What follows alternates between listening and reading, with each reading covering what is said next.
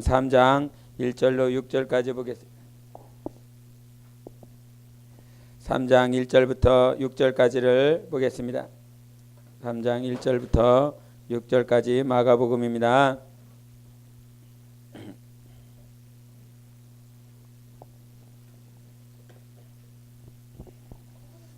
강태훈 시작.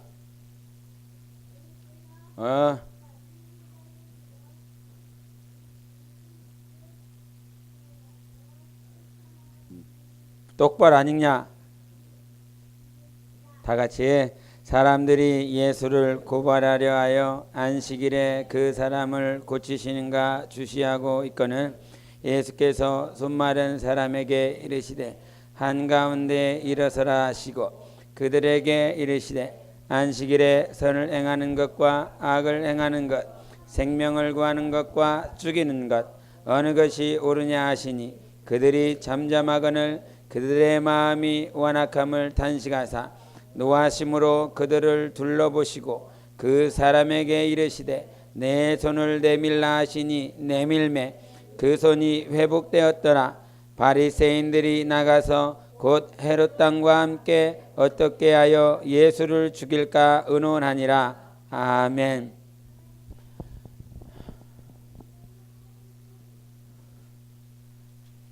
할렐루야. 애들을 이렇게 혹사를 시키셔갖고 뭐 우리가 신앙생활 여러분 잘하고 계십니까? 여러분 신앙생활 잘하고 계십니까? 신앙생활을 어떻게 하는 게 잘하는 것입니까? 예수 잘 믿고 순종 잘하고 이렇게 뭐 그런 것이 신앙생활을 잘하는 것이라 말할 수 있을 것입니다.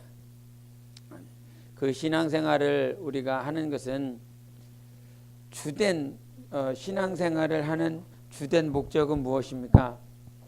신앙생활을 하는 목적, 왜 교회 나오셨습니까?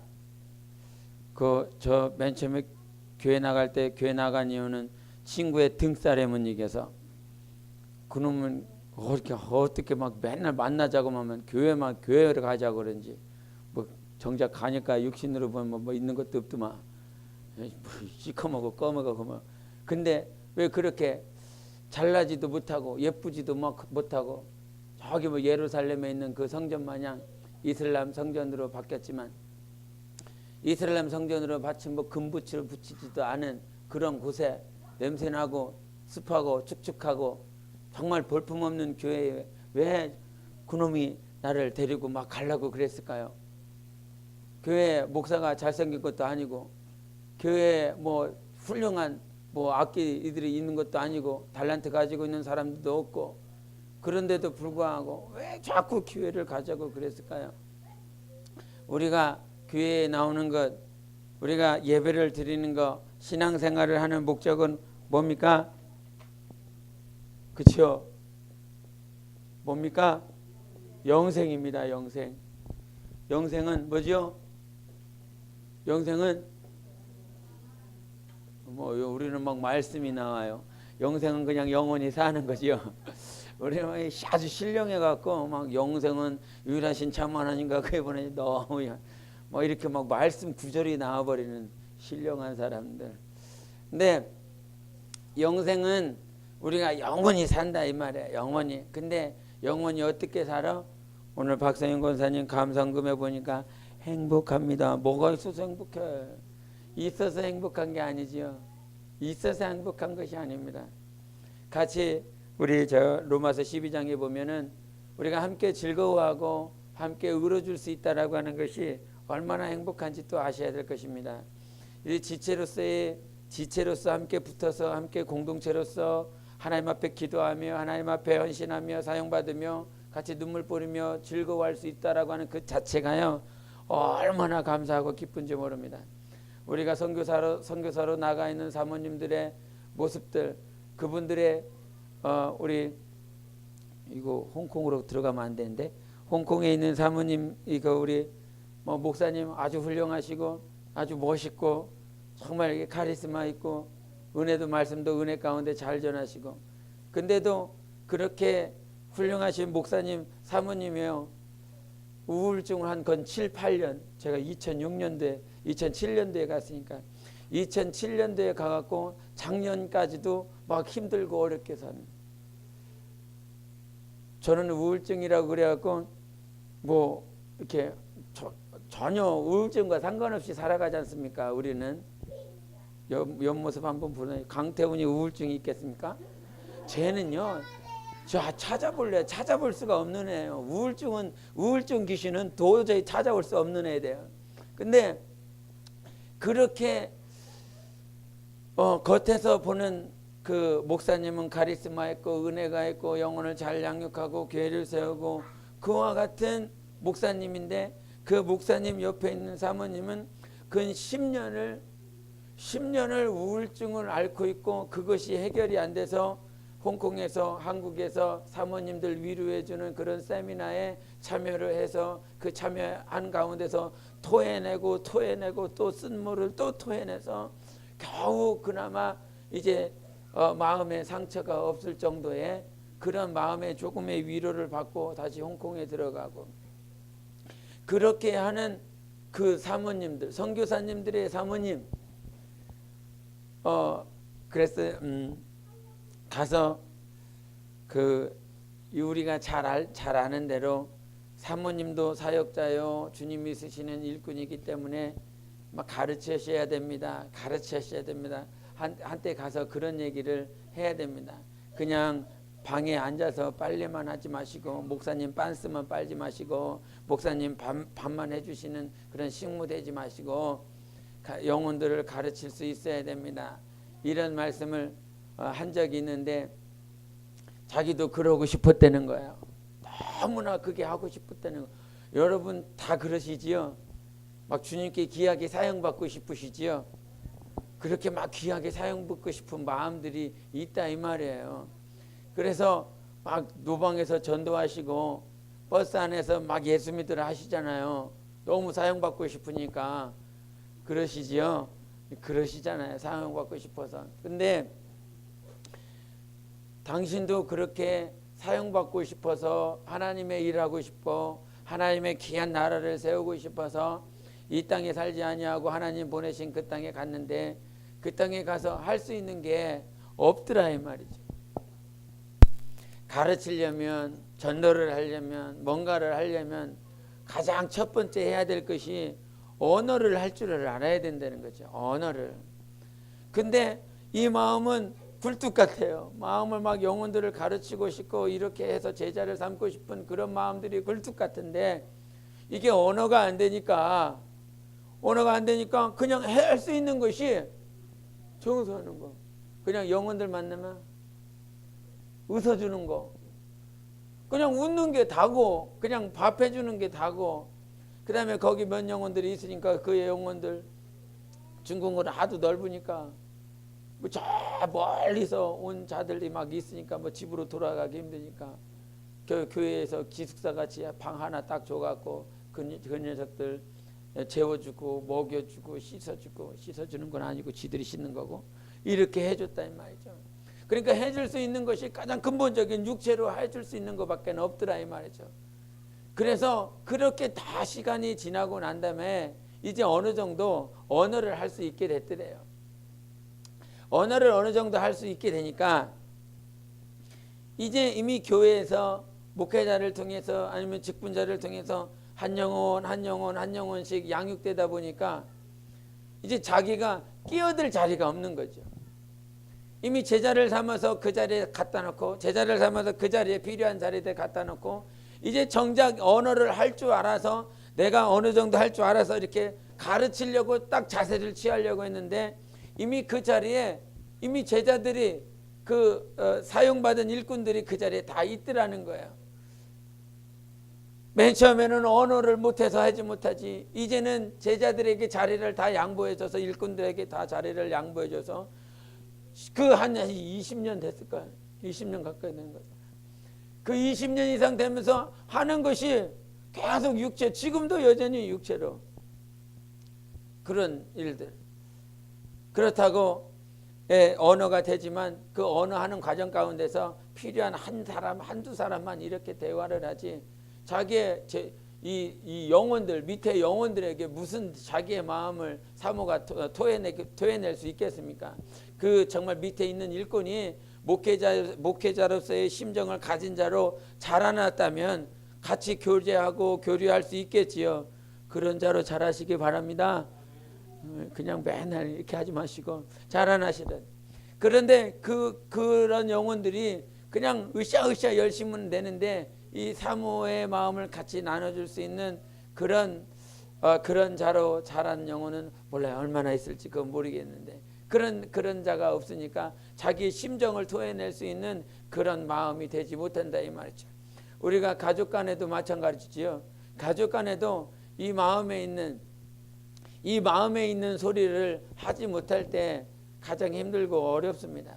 육체로 힘들고 어려운 것보다 이 마음 안에 있는 것들을 정말 같이 나누고 싶은데 이 마음의 말을 했는데 이 마음의 말이 상대방의 귓전에 들리고 그냥 마음에 같이 전달되지 않는 그런 모습들일 때 가장 힘들고 어려운 모습들을 보게 되는데 우리가 하나님 앞에서 신앙생활하는 그 신앙생활은 지금 그와 같이 열심을 내고 힘을 내고 다 하고 있지만 정작 마치 마음에 있는 소리를 들어줄 수 있는 사람이 없다라고 한다면 여러분의 신앙생활은요 실패한 것입니다. 우리의 신앙생활은 하나님 앞에 내 마음의 모든 소리를 할 수 있는 것이 신앙생활의 시작인 것입니다. 신앙생활을 했을 때 신앙생활은 이제 종교생활이 아니라 어떤 육신으로 하는 육적 생활이 아니라 신앙생활, 영적 생활을 할 수 있다라고 하는 건 영적 생활의 시작은 내 마음의 모든 것들을 성령으로 하나님 앞에 내어드릴 수 있을 때 그제서야 신앙생활을 할 수 있는 것입니다. 그와 같은 신앙생활을 함으로써 시작되어지고 그 목적까지 가는 것이 그 목적이라면 영생을 말을 하는 거예요. 영생. 그래서 이거 켜서 안 보이시겠는데? 보이십니까? 보이십니까? 영생이라 이 말이죠. 그래서 흔들리지 말아야 될 거. 그러니까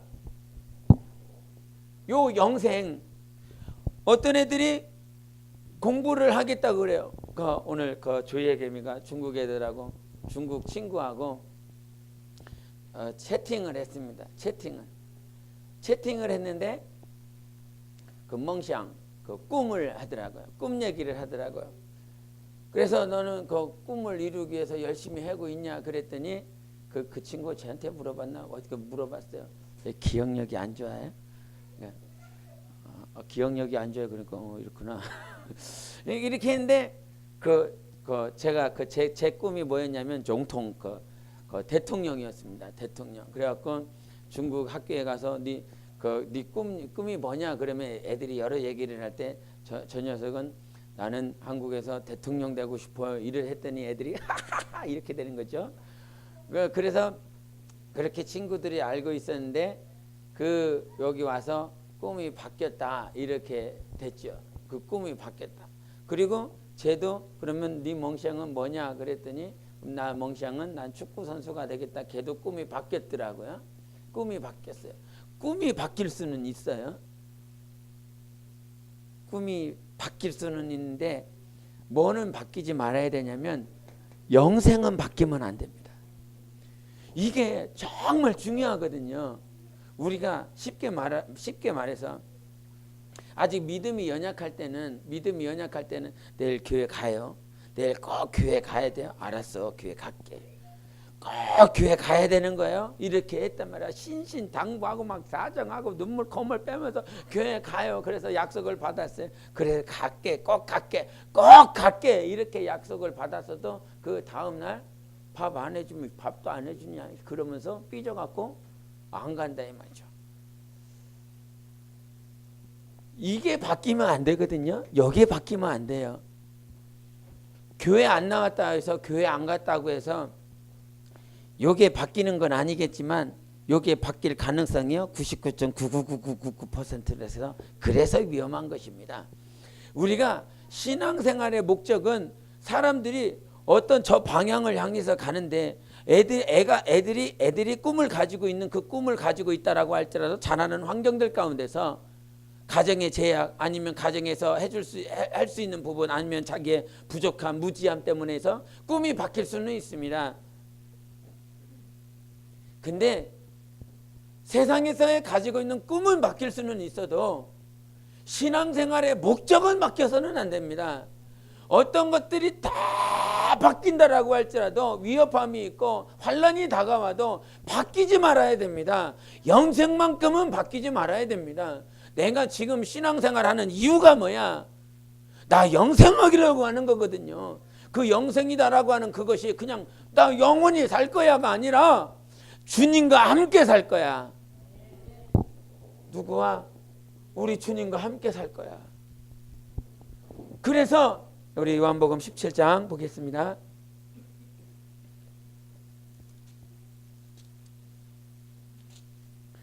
(17장) 23절 시작. 곧 내가 그들 안에 있고 아버지께서 내 안에 계시어 그들로 온전함을 이루어 하나가 되게 하려 함은 아버지께서 나를 보내신 것과 또 나를 사랑하심 같이 그들도 사랑하신 것을 세상으로 알게 하려 함이로소이다. 여기서 뭐를 말을 합니까? 하나됨을 말을 합니다. 하나됨. 사랑으로 니네 교회, 우리 교회다 이 말이야. 사랑으로 하나 되는 우리 교회다 이 말이죠. 그 우리에서 가장 중요한 게 뭐예요? 나도 아니고 쟤도 아니고 예수라 이 말이에요. 요 우리라고 하는 요 센터에 누가 가셔야 돼요? 예수님이 계셔야 돼요. 그게 우리예요. 그게 우리. 이 예수 안에 누가 계십니까? 하나님 아버지가 계십니다. 성령 하나님이 함께 계십니다. 삼위 하나님이 함께 계십니다. 이 예수 안에 우리가 들어갈 때에 그제서야 우리가 하나 되는 것이라 이 말이죠. 영생은 내가 그냥 저 천국 간다 아니에요. 영생은 나 그냥 천국 갈게. 우리가 흔히 말하기로 예수 믿으면 천국 간다고 그러잖아요. 그런데 나 그냥 천국만 들어간다 그것이 아니라 천국은 예수님과 함께하는 것이라 이 말이에요. 그래서 천국은 주님과 함께하는 것, 주님과 함께하는 것이 어디라? 천국이다. 순서를 잘해야 됩니다. 그냥 천국문 들어갔다고 해서 그것이 천국이 아니라 주님과 함께하는 것이 천국이다. 주님과 함께하는 것이 한 번만 시작. 그러니까 여기가 천국이 될 수 있어요. 어떤 사람에게 있어서는 쌍용동 여기 3층 307호 어디 교회? 우리 교회 몇 호?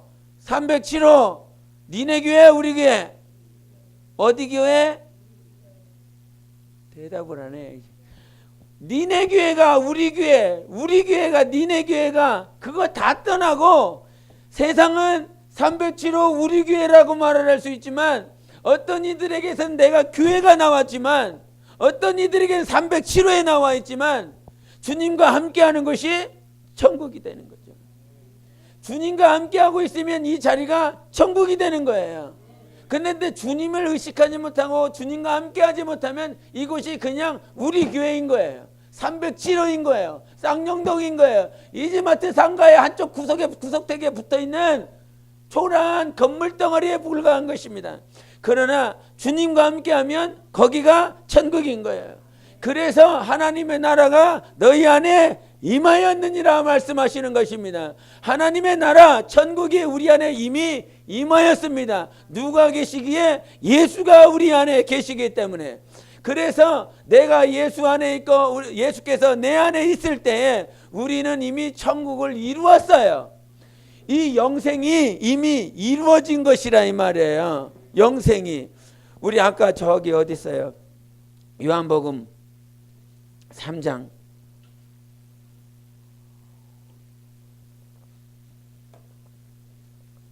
36절을 보겠습니다. 요한복음 3장 36절 아침에도 읽었는데 시작. 아들을 믿는 자에게는 영생이 있고 아들에게 순종하지 아니하는 자는 영생을 보지 못하고 도리어 하나님의 진노가 그 위에 머물러 있느니라. 아멘.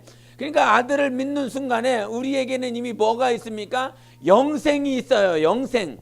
근데 이 영생 자체가 이 영생을 향해서 가는데 어떤 이들은 영생이 흔들린다 이 말이에요.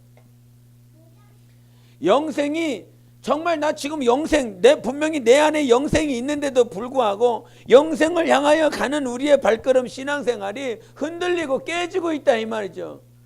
그 깨지고 흔들리는 것들을 어디서 붙잡아 주냐면 주님의 몸된 교회에서 붙잡아 주시는 겁니다. 우리 에베소서 보겠습니다. 에베소서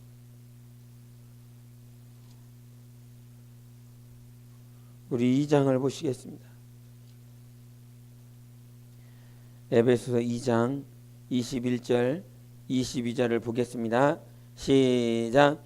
그의 안에서 건물마다 서로 연결하여 주 안에서 성전이 되어가고 너희도 성령 안에서 하나님이 거하실 처소가 되기 위하여 그리스도 예수 안에서 함께 지어져 가느니라. 아멘. 어디 안에서 함께 지어져 간다고요? 예수 안에서 지금 함께 지어져 간다고 그랬습니다. 예수 안에서 함께 지어져 가고 있어요. 예수 안에서 함께 지금 지어져 가고 있는 거예요. 지금 이 말을 제대로 깨달으시. 예수 안에서 지금 여러분 각자가 지어지고 있는 거예요. 지금 어떤 집을 지어졌을 때 우리가 그 돼지 삼형제 얘기하잖아요. 돼지 삼형제. 돼지 삼형제 중간에 맞이는 뭐 풀떼기로 가지고 지푸라기로 집을 졌는데 늑대가 와서 푹 벗어버리니까 금방 날라버리고, 그 다음에 둘째는 뭘로 졌어요? 나무로 졌는데 그거 늑대가 와서 다 부셔버리니까 부서졌다 이 말이죠. 근데 막둥이는 벽돌로 막 힘들고 막 어렵게 지었지만 아주 튼튼하게 지었다. 그 튼튼하게 진 그 집에 늑대가 아무리 와서 치고 바꾸라고 할지라도 그 집은 무너지지 않는다 이 말이죠. 지금 예수 안에서 함께 지어져야 될 그 집은 바로 교회인데, 그 교회는요 지푸라기로 짓는 거 아니요, 막대기로 짓는 거 아니요, 오직 성령으로 지어져야 되는 것입니다. 성령으로 지어졌을 때에 그 어떤 이리가 와도 그 집은 무너지지 않아요. 하나님께서 우리를 지은 데 있어서, 우리를 지어가는 데 있어서, 자라나게 하는 데 있어서 반드시 늑대가 오게 합니다. 그 늑대를 보내서 이놈이 잘 짓고 있는지 안 짓고 있는지 우리 스스로를 진단하게 만듭니다. 성령으로 자기가 살아가고 있는지 성령으로 안 살아가고 있는지 분명히 주님께서 테스트하세요. 사도행전 보겠습니다. 20장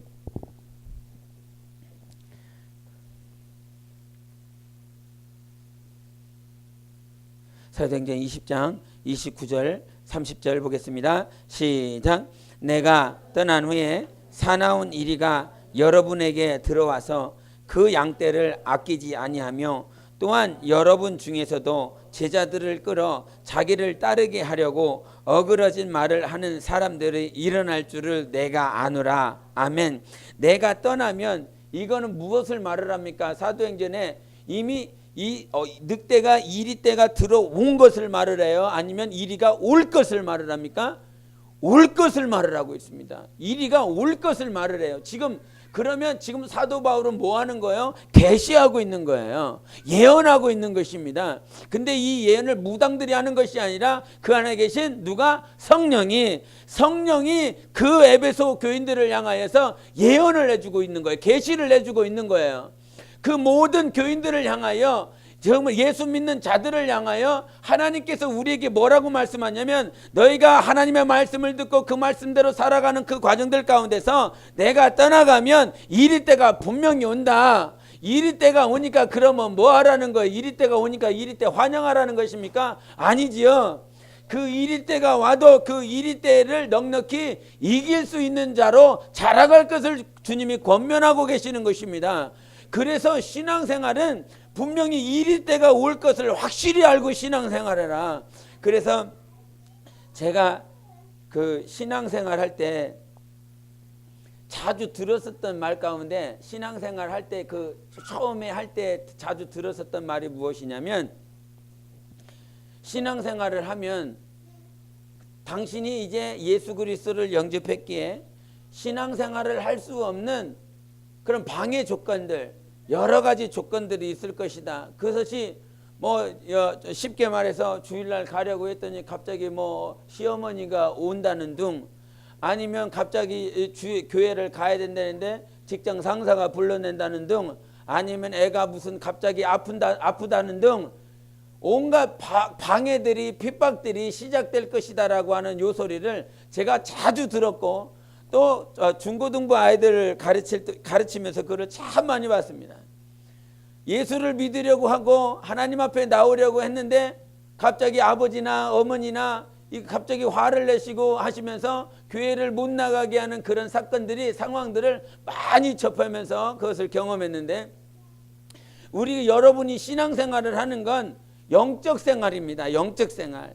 지금 영적인 실상들과 같이 부닥치고 살아가고 있는 거예요. 그냥 육신만 잊어서 막 이렇게 가는 것이 아니라 여러분을 방해하는 존재들이 널려 있습니다. 예수님이 이 땅에 오셔서, 아까 마가복음에도 말씀하셨지만, 예수님이 이 땅에 오셔서 하나님의 일을 하고 하나님의 뜻을 행하려 할 때 그 주위에 어떤 자들이 있어요? 예수님을 고발하려고 하는 자들이 있습니다. 고소하려고 하는 자들이 있습니다. 여러분의 신앙생활 한번 보세요. 내가 예수 그리스도, 예수를 정말 믿으려고 하는데 나를 고소하려고 하는 자들이요 주변에 깔려 있습니다. 나를 미워하는 자들이요 깔려 있습니다. 근데 요한복음 한번 보겠습니다. 요한복음 15장을 보겠습니다. 요한복음 15장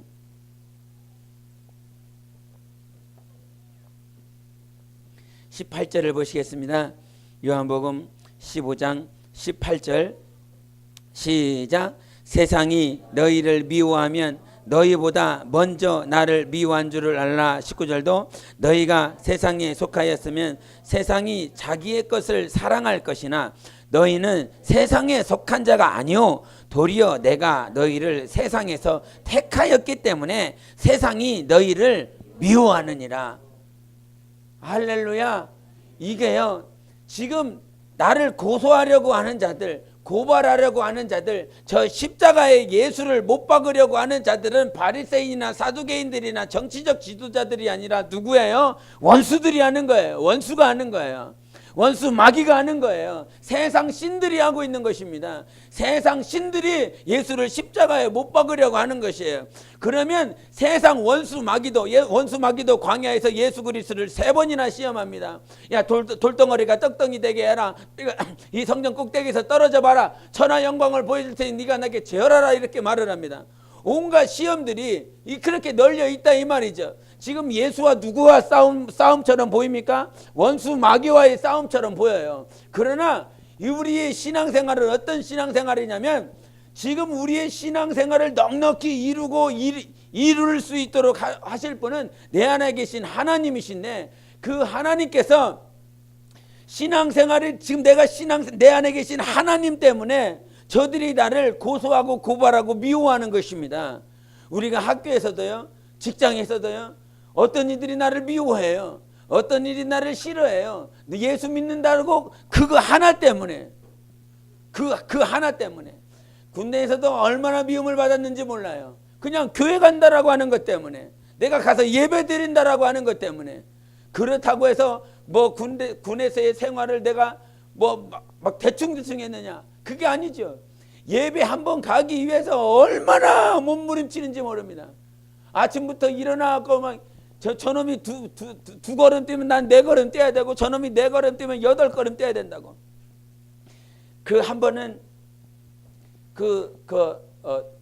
고참이 쫄따구들을 한 8명인가 막 불러냈어요. 8명 불러내갖고 이것들이 제대로 못했냐? 그러면서 한밤중에 다 불러내갖고 연병장 이 한 바퀴가 보통 한 700-800m 될 겁니다. 700-800m. 이 700-800m 되는 그 거리를 뛰기 시작했어요. 근데 내 안에는 어떤 거 있냐면, 나 지금 예수 믿는 사람이야. 나 신앙생활을 잘해야 돼. 교회 가야 돼. 지금 나 교회 가야 되는데 여기서 만약에 지금 얼차려 받는 거거든요. 다 정신 똑바로 차리라고, 이제 훈련 똑바로 하라고. 그러면서 쫄따구들 다 모아놓고 달리기를 시작을 하는 겁니다. 달리기. 그러니까 고참이 때리지는 못하니까, 그때 때릴 수도 있었는데 그 고참은 좀 신령한 고참이라 때리지는 않고 연병장을 같이 뛰었어요. 연병장을 같이 뛰는데 그 빠른 속도로 뛰는 것입니다. 그때 마음속에는 단 한 가지밖에 없습니다. 나 여기서 떨어지면, 나 여기서 이 고참하고 같이 못 달리면 교회 가는 것도, 야 인마 뛰지도 제대로 훈련도 못하는 놈이 무슨 교회를 가, 이런 소리 들을까봐 악착같이 뛰는 겁니다. 고참 바로 앞에서 뛰면 8명이 막 뛰는 거야. 뭐 힘을 다해서 뜁니다. 결국은 그래도 제가 다리는 짧아도요 달리기는 좀 하거든요. 달리기 남에서 뒤쳐진 분이 별로 없습니다. 다리가 짧아서 단거리는 잘 못했는데 장거리는 잘 뛰더라고요. 하나님께서 그런 은사란다 또야, 그런 은혜를 주셔서 막 이렇게 뜁니다. 그렇게 뛰어요. 그래서 정말 열심히 뛰는데 내 안에서는 어떤 거 가지고 있냐면, 나 신앙생활 잘해야 돼. 군대에서 여기서 지금 뒤처지면 누가 나한테 뭐라고, 너 그거밖에 안 되고 너 그것도 못하는데 교회 가느냐 예배드리냐 이 소리 듣기 싫어서 내 안에서 그거 한 가지만 가지고 열심히 따라가는 거죠. 그래서 결국은 뒤처지지 않고 거의 다 뒤처졌더라고요.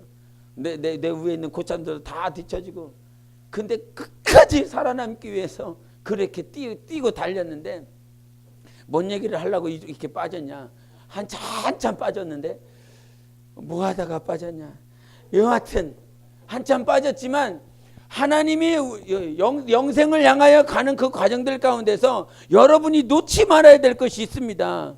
때로는 나를 미워하는 사람들 때문에, 미워하는 사람 얘기했었구나.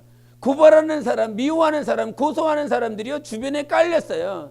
틈만 나면 나를 고발하려고 하는 사람들이 있어요. 왜 그래요? 내 안에 예수 때문에 그래요. 그 더러운 영들이, 지금 붙잡고 있는 세상 불신자들은 누가 붙잡고 있어요? 세상 신, 더러운 신들이 붙들고 있어요. 고린도후서입니까? 고린도후서 4장인가 2장. 그 세상 신이 붙잡고 있다 찾으시기 바랍니다. 제 기억으로는 고린도후서 같습니다. 4장 4절. 4장 4절 같이 봅니다. 시작. 그 중에 이 세상의 신이 믿지 아니하는 자들의 마음을 혼미하게 하여 그리스도의 영광의 복음의 광채가 비치지 못하게 함이. 그리스도는 하나님의 형상이니라. 아멘. 지금 믿지 아니하는 자들의 마음을 혼미하게 하게 붙잡고 있는 자들은 세상 신들이에요.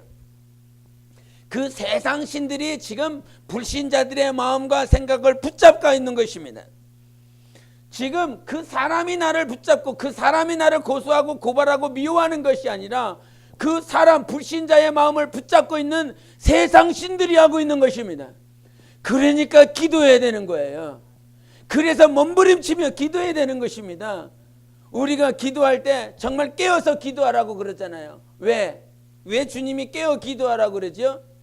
시험에 들지 않도록, 미혹받지 않도록 정말 깨어서 기도해야. 지금 우리는 영적 세계에서 살고 있는 것이에요. 육적인 세계에서 살고 있는 것이 아니라, 오늘도 하나님이 우리 가운데 함께 하시지만 이 가운데 혼미한 영, 더러운 영, 마음과 생각을 붙잡아서 다른 곳으로 인도하는 영들이 얼마나 많이 붙어 있는지 모릅니다. 하나님이 함께 하시기도 하지만 주변에 수많은 미혹의 영들이 우리를 붙잡고 있는 거예요. 그래서 기도하라는 것입니다. 기도를 하지 아니하면 정말 내가 지금 무엇을 향해서 달려나가고 있는지요 전혀 몰라요. 내가 지금 왜 여기에 나와 있고 내가 왜 무엇을 하고 있는지 전혀 알지 못해요. 지금 예수도 고발하라고 그럽니다. 예수도 미워하고 예수도 고소하고 고발하라고 하는 것이 이 세상의 실상이에요. 그럼 우리는 정말 여러분이 영적 세계, 영적 실상에 정말 살고 있다라고 하는 것을 인지하고 믿고 있다라고 한다면요, 정말 불신자들, 믿지 않는 자들이 나를 미워하는 이유가 뭐예요? 내 안에 예수 있기 때문인 것입니다. 그것이 세상 불신자의 입장에서 보고 또 내 육체적인 입장에서 보면 너무 힘들고 어렵고 왜 나를 미워할까? 왜 나를 싫어하고 고발하려 할까? 그렇게 힘들고 어렵지만 하나님의 입장에서 보면 내 안에 누가 있기 때문에? 예수 있기 때문에 그런 거예요. 여러분 각 심령들 안에 예수가 살아계시기 때문에 세상 더러운 영들이 미워하고 있는 것입니다. 그래서 주님이 그러시죠. 마태복음 보겠습니다. 마태복음 5장을 보시겠습니다.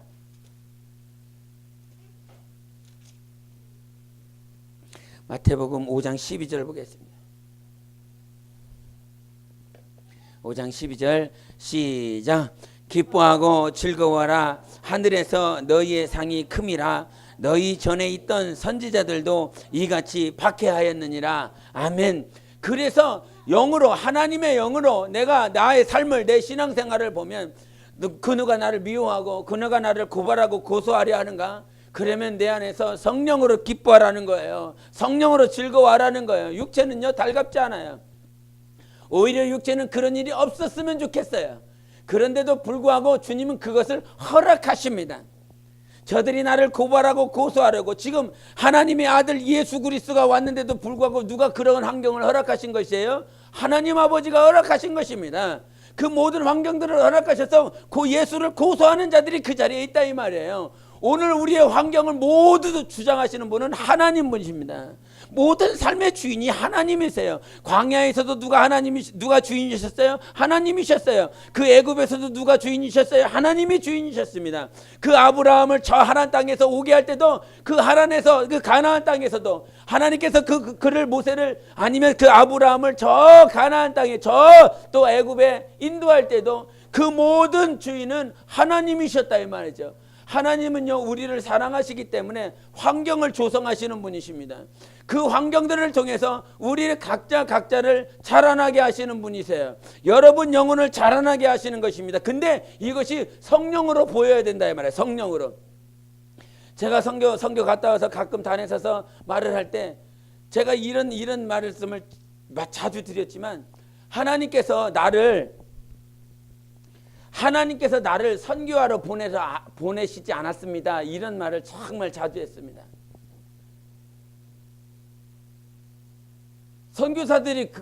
어떤 선교사들이 단에 올라와 갖고 그런 얘기를 할 수 있겠습니까? 하고 싶겠습니까? 선교사로 해외에 나가서 사역을 그래서 나는 이 사역을 하고 있고 저 사역을 하고 있습니다라고 그렇게 말하고 싶겠지요. 근데 내 안에 계신 성령께서는 나를 저 중국 땅에 선교하러 보내시지 않으셨어.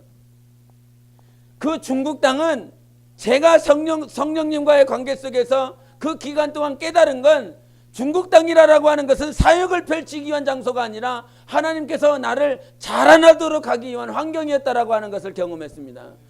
지금 모든 환경들 잘 한번 보시라 이 말이에요. 하나님이 뭐가 무능해서, 하나님이 뭐가 무지해서 사역을 우리에게 맡겨놓으시겠습니까? 하나님께서 천사들을 대동하고 하늘의 수많은 천사들, 주님께서도 그러시잖아요. 그가 기도하실 때 땀방울이 핏방울이까지 되게 기도하실 때 12영이나 되는 천사들을 동원하면 이 일을 못 풀겠느냐 말씀하시잖아요. 12영이나 되는 천사들을 동원시키면 이 환경들을 넉넉히 그 주님께서 십자가에 못 박히시지 않고 그 군병들을, 그 장로들을, 그 바리새인들을 다 무찌르고 그 환경들을 넉넉히 이길 수 있다 이 말이죠. 12영이나 되는 천사들을 동원시키면. 그런데도 불구하고 하나님은 그 환경을 허락하셨다 이 말이죠. 예수께.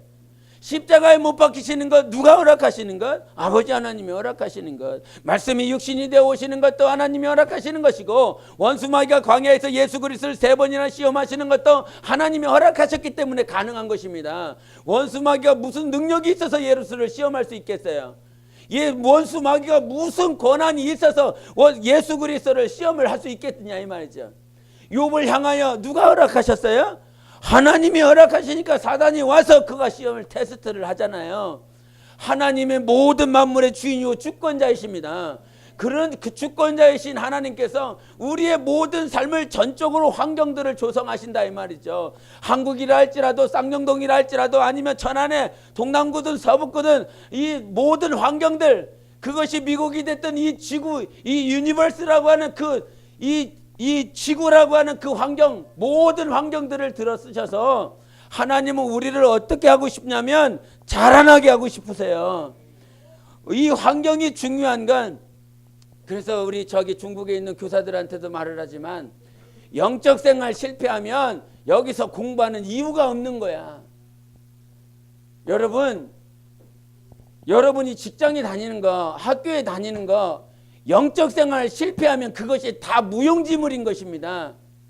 이것을 정말 잘 아셔야 돼요.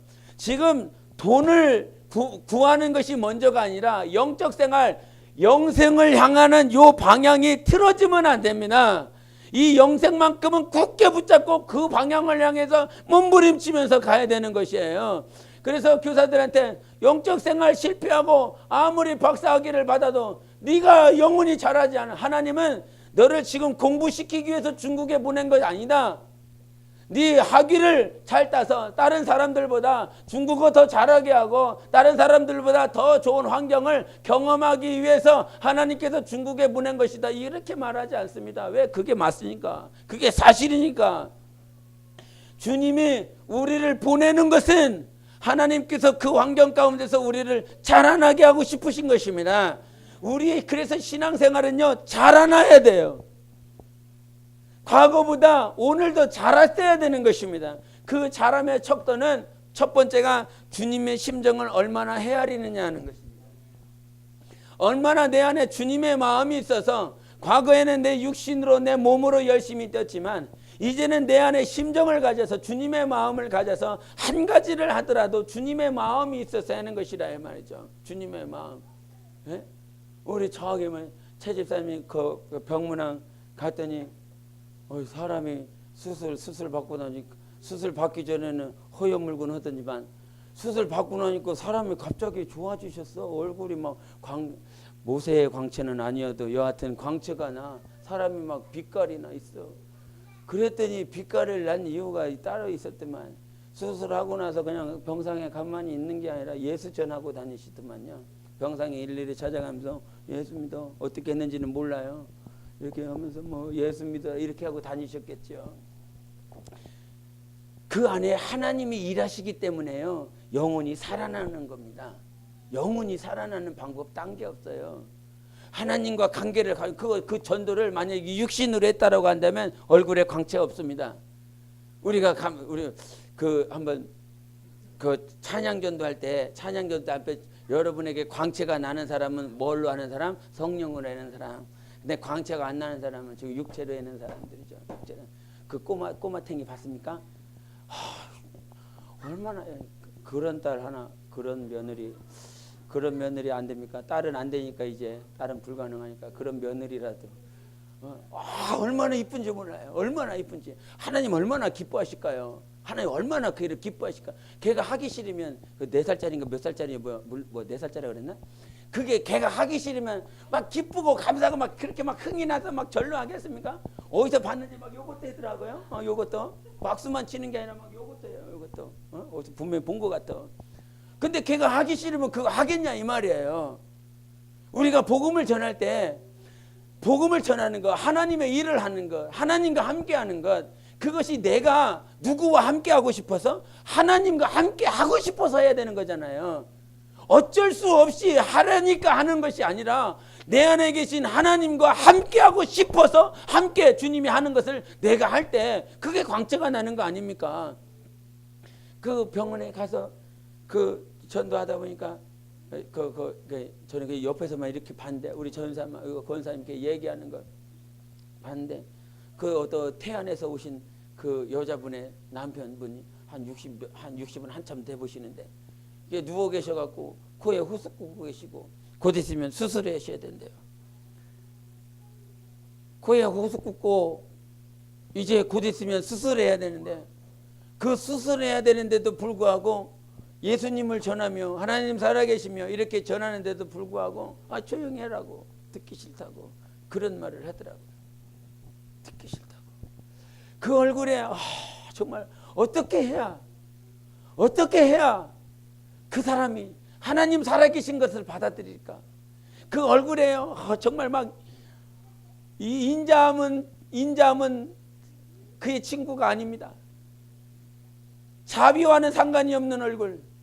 온갖 그 아집과 고집과 이 안에 뭐 얼굴에 뭐 다 비치는데, 야 정말 주님이 살아서 역사하셔갖고 이런 때려 죽일 놈 이렇게 직접 나타나셔서 하진 않는 이상 정말 이 연약한 인간의 도구를 통해서 받아들이기는 정말 힘들 것 같다. 그런 생각이 막 절로 들더라고요.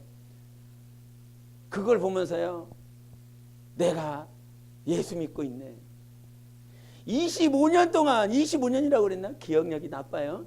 25년 동안인가 그렇게 말을 했는데도 불구하고 전혀 예수 하나님과 상관없는 그의 얼굴에 드러나는, 그의 말투에서 드러나는, 야 정말 힘들겠다. 이 양반 정말 예수 믿기 힘들겠다. 이 말이요. 이 심정이, 마음이 절로 나더라고요. 지금 수술 들어가기 바로 직전인데도 불구하고 조용히 하라고, 듣기 싫다고, 얘기하지 말라고 하는 소리를 내가 듣는데, 야 저분 정말 예수 믿기 힘들겠다. 정말 힘들겠다. 그런 거 보면 내가 예수 믿은 건요 진짜 은혜인 것 같아요. 정말 주님의 은혜. 여러분이 지금 예수, 우리 살아계신 주님을 만나고 우리 주님을 믿고 있는다라고 하는 그 자체가 이적인 거죠. 20년, 30년, 40년 평생을 살아도 하나님에 대해서, 예수님에 대해서 들었는데도 불구하고 믿지 않는 자들의 수두룩한데, 내가 예수 그리스도 안에 들어와서 예수님 믿고 예수님께 기도하는 것 진짜 이적 중에 이적이에요. 출애굽의 이적보다 더한 게 정말 이 하나님, 예수를 믿는 이적 같습니다. 예수를 믿는다는 것. 우리 본문에도 나와 있는 그 마가복음에 있는 그 손 마른 자에게 주님이 뭐 해주셨습니까? 은혜를 베풀어 주셨잖아요. 그 손 마른 자가 한 게 뭐가 있습니까? 그가 한 것은 그냥 회당에 와서 하나님의 말씀 들으려고 한 것밖에 없거든요. 예수를 고발하고 고소를 하려는 자들이 그렇게 둘러쳐져 있는 곳에서 주님은 그저 하나님 앞에 하나님의 말씀을 들으러 나오려고 했었던 그 손 마른 자를 저 무리들 가운데서 가장 중앙에 세우십니다. 우리 삶에 우리가 손 마른 상황과 같은, 고난과 같은 그런 환경이 있어도요, 주님은 우리를 은혜로 대해주셔서 마침내 모든 자들 가운데서 우리를 세워주시는 분이 그분입니다. 모든 환경 중에서 내가 하나님 사랑합니다. 모든 환경, 어려움과 고난과 핍박이 있어도 그 가운데서 주님을 붙들고 있으면 주님이 마침내 우리의 영혼을 세워주십니다. 그와 같이 세워주시는 주님이 있기 때문에 영생을 넉넉히 갈 수 있는 거예요. 이 영생은 내가 가는 게 아니에요. 주님이 세워주시니까 가는 거예요. 이 한 걸음 내딛기가 얼마나 힘든지 압니까? 또 기도하고 또 기도하고, 내가 이 한 걸음을 내딛기 위해서 주님이 이것이 맞을까요? 주님이 이것이 내 감정은 들어가지 않았을까요? 내 의견은 들어가지 않았을까요? 이 한 걸음 한 걸음 내딛기가 정말 힘들어요. 근데 그 한 걸음을 우리 주님이 걷게 만드십니다. 그 모든 환경들 통해서 한 걸음 한 걸음 내딛는 그 과정들이요, 여러분 스스로 오지 않았습니다. 하나님의 은혜 때문에 왔어요. 하나님의 은혜가 우리를 자라나게 하시는 것입니다. 그래서 저는 장담하건대 여러분이 영생이라고 하는 그 영생만 제대로 붙잡고 있다라고 한다면 여러분 영혼은 분명히 자라게 되어 있습니다. 왜? 하나님이 우리 아버지시니까. 그래서 하나님은 날마다 우리 삶을 자라나는 환경으로 인도하시는 거예요. 성장하는 환경으로 인도하시는 거예요. 그래서 우리 세상 중에서도 부모가 자기 자녀를 양육할 때 있어서 이 자녀가 성장하는 일에 필요하면 그 옷이 지금은 딱 맞으면 내년에 입을 만한 옷을, 큰 옷을 미리 마련하고 준비하고, 신발도 마찬가지다 이 말이죠. 자녀들이 자라나는 환경들도 부모가 직접 예비하고 준비하는데, 살아계신 우리 하나님, 여러분의 하나님 아버지는요, 여러분 영혼이 자라날 수 있는 환경들을 너무나 잘 아시는 분이세요. 어떻게 하면 자랄까? 사람이 자라날 수 있게 하는 것이 아닙니다. 해보니까 누군가를, 지금 갑자기 생각이 안 나는데, 말씀 속에 어떤 말씀이 있냐면, 나를 자라나게 하시는 분은요 하나님이세요. 이 말씀이 여러분에게 레마가 돼야 됩니다. 이것이 정말 레마가 돼야 돼요. 어렸을 때는 신앙이 어렸을 때는 몽학선생 초등학문을 가르쳐주는 정말 율법을 가르쳐주는 이렇게 하세요 저렇게 하세요 라고 하는 그 과정을 통해서 하나님께서 자라나게 하십니다. 하나님이 자라나게 하십니다. 주체는 하나님께서 쓰시는 것은 사람이었지만, 근데 이제 그가 성령을 모셔드리고 하나님이 원하시는 방향대로 나아가기를 사모할 때는 이제 그제서는 그 누가 붙잡아 줄 수 있는 것이 아닙니다. 오직 하나님만이 붙잡아 주십니다. 하나님만이 여러분 영혼을 자라나게 하세요. 이거를 너무 뼈저리게 느낍니다. 그래서 제가 어느 순간 이렇게 해볼까 저렇게 해볼까 그런 생각들이 스칩니다. 왜냐하면 들은 게 있고 배운 것들이 있으니까. 이렇게 하면 이 영혼이 이렇게 자라납니다. 이 영혼이 이렇게 하면 자라난 것이 있습니다. 방법론적으로 지식적으로 가지고 있는 것이 있기 때문에. 근데 다시 한번 그 방법론이나 지식을 가지고 있는 상황에서 다시 또 무릎 꿇고 기도하면 내가 자라게 할 거야. 할렐루야. 내가 하나님이 자라나게 하실 거야. 내가 저를 인도하고 내가 저를 자라나게 할 것이다 라고 하는 그 감동을 주십니다. 그 생각을 주십니다. 그렇죠 주님. 방법을 통해서 교육론을 통해서 아니면 프로그램을 통해서 그 어떤 훈련이라고 하는 그 훈련의 육체의 훈련을 통해서 자라나는 것이 아니라 육체의 훈련을 통해서 자라나는 것이 아니라 자라남은 우리 안에서 자라나는 것이죠. 육체의 힘과 열정을 통해서 자라나는 것이 아니라 여러분이 그래서 아까 자라남의 첫 번째 기준이 무엇이었습니까? 말한 것이 주님의 마음입니다.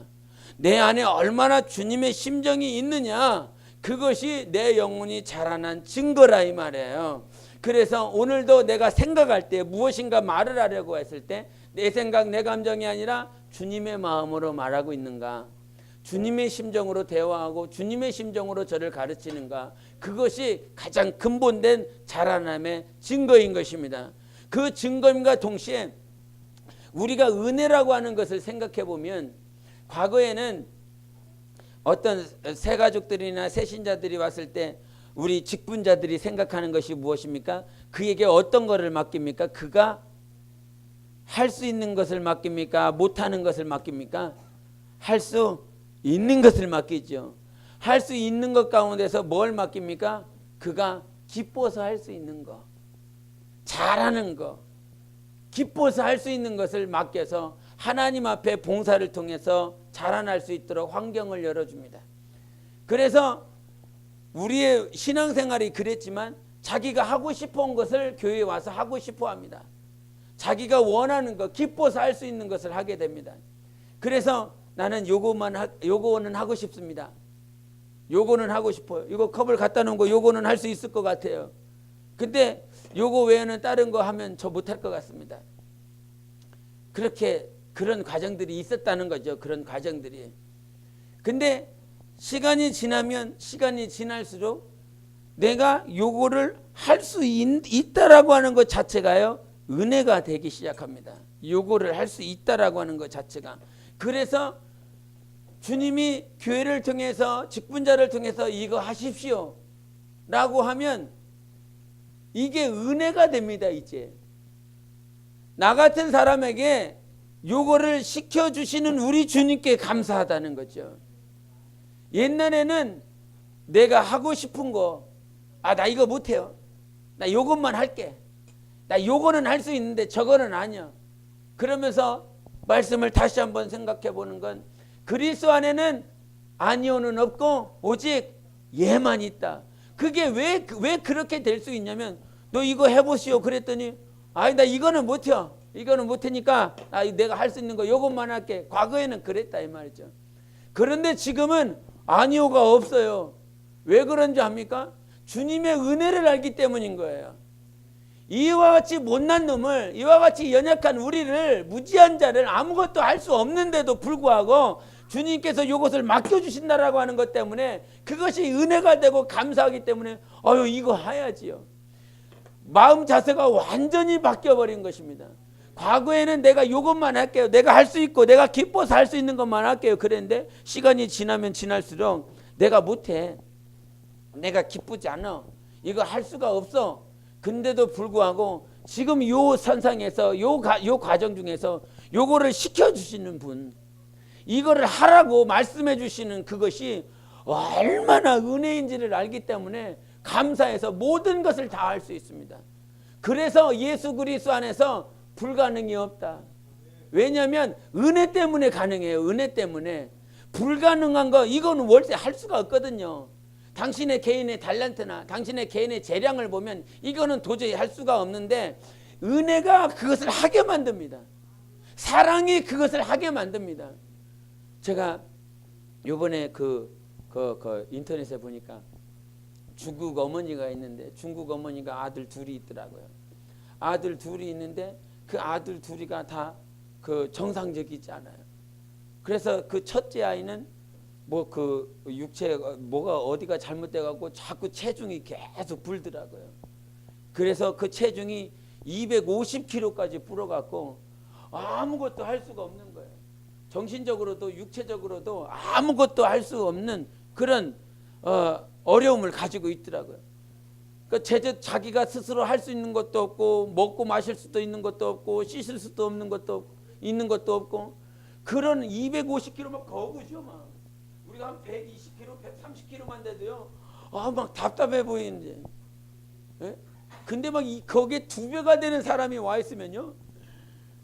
그 인터넷에 막 이렇게 되시는 분들 있지 않습니까? 이렇게 제대로 막 못 걷고 다니시는 뭐 그거. 근데 그 아들이 마치 그와 같아요.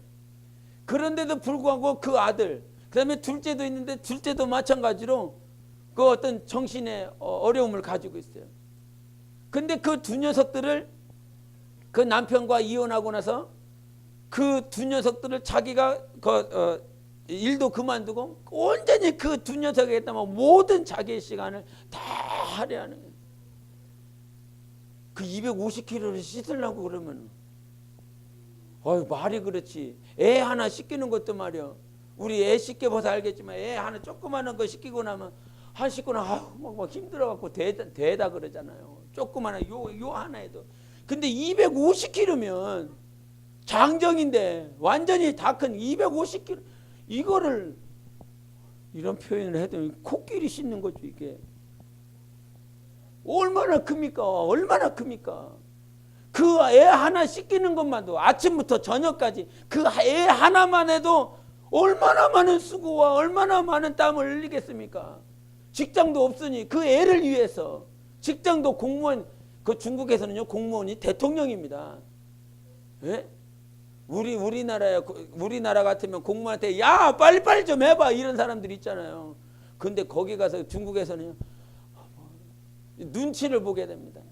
제가 저기 어디더라 위인데 텐진 천진에 가서 비자를 하나 하려고 그랬는데 그 비자 하려 갔더니 그 공무원들 하는 곳에서 근데 밥을 먹지 않습니까? 밥을 한 2시까지 먹으면 얘네들은 밥 먹고 잡니다. 한 2시인가 2시 반까지. 그러면 아무리 일찍 온 거와 상관없어. 그냥 계속 기다려야 돼. 그래 일을 시작했어요. 2시면 일을 시작하는데 일을 시작해도 우리 같았으면 지금 2시가 딱 됐으면 막 사람이 막 줄 서고 빨리빨리 하라고 그러지 않을까. 근데 그런 게 없어요. 2시가 되는데 자기 할 거 신문 보고 있습니다. 커피 마시고 있습니다. 여기서는 지금 시간이 없어갖고 빨리 해결해야 빨리 내가 거하는 곳으로 이동을 하는데 지금 하루하루 보내기가 얼마나 힘든데 그거를 앉아갖고 신문 자꾸 보고 있어. 이렇게 가서 뭐라고 말을 할 수가 없어요. 이게 가서 빨리빨리 좀 해라. 그래 이 자식아. 아니 뭔 일을 있다고 그러냐 했다가는 너 멘티로 가. 이렇게 해버리니까 그렇게 할 수가 없어요. 뭐하다 또 이쪽으로 왔냐. 엄마. 그 공무원인데 그 공무원 직업을 가지고 있는데도 불구하고 그거를요 대통령보다 더 세다니까요. 걔네들이 받는 뇌물이 얼마나 설치하는데요.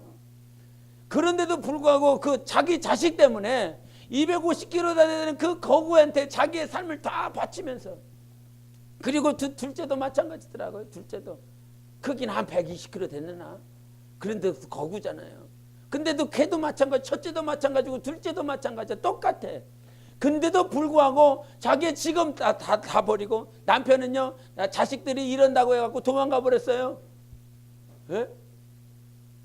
근데도 그 도망간 남편 다 뒤로 하고 직업 놔두고 그 첫째와 둘째 자기 자식한테 모든 삶을 모든 시간을 다 투자합니다. 왜 그렇게 가능해요? 사랑하니까 가능하거든요. 다른 거 필요 없어요. 달란트가 있어서 물질이 많아서 그거 할 수 있을 것 같습니까? 딴 사람한테 시켜버리지요. 자기가 안 하지요. 자기 자식을 향한 헌신이 무엇이 있다면 사랑이 있다면 가능하거든요. 사랑이 있으면 그것을 가능하게 만들어요. 하나님은요 우리를 사랑하십니다. 모든 것 다하여 여러분을 사랑하시기 때문에 여러분이 자라날 수 있는 모든 환경들 가운데서 하나님께서 모든 것들을 다 투자하시는 거예요. 어떤 물질이라고 하는 그것이 내가 내 자녀를 향해서 투자하는 것도 아깝지 않은데 살아계신 하나님 아버지가 전 만물을 틀어서 여러분 영혼이 영생에 들어가는 일에 부족함이 없도록 우리를 자라나게 하시는 거예요. 그래서 로마서에도 8장에도 말씀하신 것처럼 우리가 고린도전서에 말씀하신 것처럼 하나님 앞에 서는 그날 우리는 책망할 일이 없이 주님 앞에 서자. 책망받을 일이 없이 견고하게 주님 앞에 설 수 있는 그런 자로 주님이 만드시는 것입니다. 그러니까 이것을 안다라고 한다면 지금 누가 나를 만들고 있어요? 하나님이 만들고 있습니다. 하나님이 자라나게 하고 있습니다. 사람이 만드는 거 아니에요. 그러니까 성령 충만해야 돼요. 사람이 나를 이끌어가는 거 아니에요. 사람이 나를 만드는 거 아니에요. 우리가 이러잖아요. 주님만 보고 가고 있다라고 한다면 남편도 주님 보고 가고 있고 아내도 주님 보고 가고 있다면 언젠간 이 땅에 사는 동안에는 감정의 거리도 있고 어려운 문제도 있어서 이렇게 떨어져 사라질 수 있지만 주님만 보고 가고 있다라고 한다면 결국에는 저 주님 끝에서 같이 만난다 이 말이죠. 그런데 그 만나는 그 과정 이 꼭지머리에서 이게 예수님이고 남편이 여기 있고 아내가 여기 있어 자식도 여기 있어 이렇게 지금은 이 간격들이 떨어져 있지만 결국은 누구를 보고 가면 예수를 보고 가면 마지막 날에 이 종착역인 영생에서 같이 만난다 이 말이에요. 근데 그 여기를 어떻게 갈 거냐 이 말이죠. 주님만 보고 간다라고 하는 것이 무엇이에요? 오늘 내가 여기 있고 아니면 당신이 여기 있고 여기 있다라고 한다면 저마다 처해 있는 환경 가운데서 누구의 인도를 받는 거? 성령의 인도를 받는 것입니다. 그래서 성령 안에서 자라나는 거예요. 성령으로 자라나야 된다 이 말이에요. 그러니까 나를 지금 인도하시는 분은 사람이 아니에요. 모세도 아니고 여호수아도 아니고 누가 인도하는 거예요? 하나님이 인도하고 있는 거예요. 그 모세와 여호수아를 단지 하나님께서 붙들어 사용하고 계시고 있는 것이죠. 여러분의 삶은요 하나님이 주인입니다. 그 누구도 주인이 될 수가 없어요. 그래서 우리의 신앙생활 가운데서 누구를 보고 예수를 보고 가면 영생에 넉넉히 가는데 그 영생에 가는 순간까지 우리는 누구의 인도 받아야 된다? 성령의 인도를 받아야 된다. 그렇게 성령의 인도를 받는 과정들 가운데서 나를 고발하고 미워하는 자들이 상당히 많이 있다. 그러나 성령으로 살면 마침내 하나님께서 우리의 삶을 세워주십니다. 일으켜주십니다. 그 일으켜주심이 주님을 닮는 것이에요. 일으켜줬다라고 하는 것이 주님의 마음을 가지고 있는 거예요. 그래서 전혀 흔들리지 않고 과거에는 내가 하고 싶은 거 내가 기뻐하는 일만 한다면 이제는 은혜가 뭔지를 알아요. 지금 내가 살아있는 것이 은혜요. 지금 내가 주님께 기도할 수 있다라고 하는 것이 은혜요. 그것 자체가 은혜다라고 하는 것을 알아요. 하나님, 그래서 과거에는 내가 요거를 할 수 있는 것이 은혜였지만 지금은 내가 주님께서 시켜주는 것 자체가 은혜인 것을 경험하게 됩니다. 그래서 여러분의 심령이 자라세요. 육체는 다 자랐잖아요. 정말 심령이 자라셔서 하나님 앞에 귀하게 쓰시길 예수 이름으로 축원합니다. 기도하겠습니다. 이 시간 기도하실 때 하나님 아버지 정말 세상에 수많은 고발하려는 자들 고소하는 자들 손마른 자와 같은 인생을 주님께서 은혜로 불러주셔서 세워주셔야 하십니다. 손마른 그런 인생을 오늘도 주님이 붙들어 주시고 사용하시고 세워주려 하십니다. 그 세워주시려고 하시는 주님의 은혜 가운데서 성령으로 사시기 바랍니다. 영생을 향하여 보고 가시기 바랍니다. 흔들리지 않게 주님 붙잡고 성령으로 살아서 내 영혼 자라나게 해달라고 예수 외치고 기도합니다.